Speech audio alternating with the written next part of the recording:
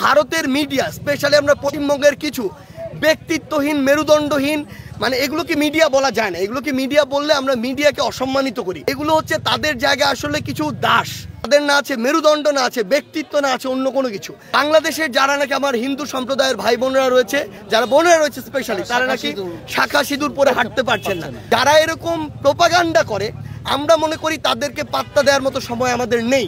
দেখুন, আমরা আমাদের জায়গা থেকে মনে করি সরকারের স্ট্যান্ড নির্ধারণ করবে জনগণ।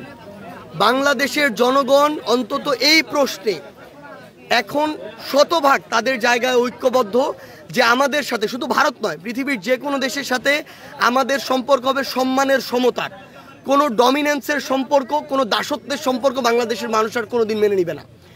এটা যারাই করার চেষ্টা করেছে তাদের পরিণতি কি হয়েছে পুরো বাংলাদেশ দেখেছে, পুরো বিশ্ব দেখেছে।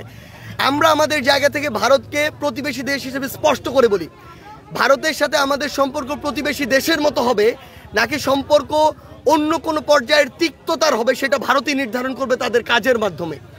ভারত যদি মনে করে যে বিগত 16 বছরে যেভাবে তারা আওয়ামী লীগকে দল হিসেবে প্রোটেক্ট করে নিরাপত্তা দিয়ে বাংলাদেশ রাষ্ট্রকে শুষে খেয়েছে, এই সুযোগ বাংলাদেশের মানুষ আর দিবে না। এই সুযোগ দেওয়ার জন্য এত মানুষ জীবন দেয় নাই।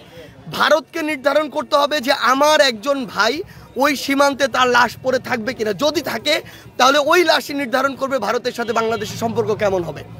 আমরা আমাদের জায়গা থেকে স্পষ্ট করে বলে দিতে চাই, ভারতের মিডিয়া স্পেশালি আমরা পশ্চিমবঙ্গের কিছু ব্যক্তিত্বহীন মেরুদণ্ডহীন মানে এগুলোকে মিডিয়া বলা যায় না। এগুলোকে মিডিয়া বললে আমরা মিডিয়াকে অসম্মানিত করি। আমরা মনে করি এগুলো হচ্ছে তাদের জায়গায় আসলে কিছু দাস, যেই দাসগুলোকে কিছু বেতনের বিনিময়ে রাখা হয়, যেই দাসগুলোকে কিছু স্ক্রিপ্ট দেওয়া হয় সেভাবে তারা কথা বলে। তাদের না আছে মেরুদণ্ড, না আছে ব্যক্তিত্ব, না আছে অন্য কোনো কিছু।